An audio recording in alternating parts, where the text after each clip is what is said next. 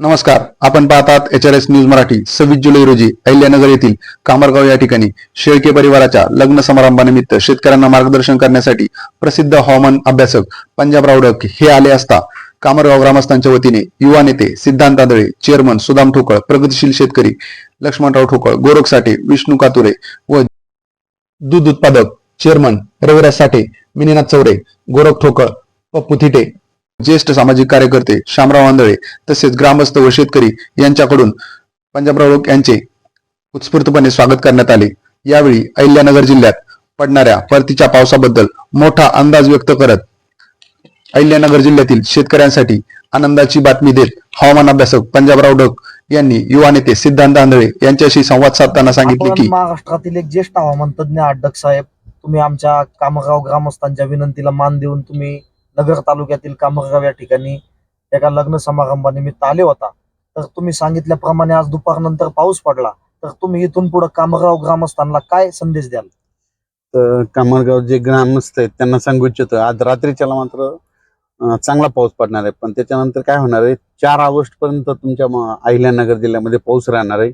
म्हणून हा अंदाज लक्षायचा. आता रिमझिम पडणार नाही, आता काय होईल, अर्धा तासात जोरातच पाऊस पडणार आहे, म्हणून हे लक्षायचं.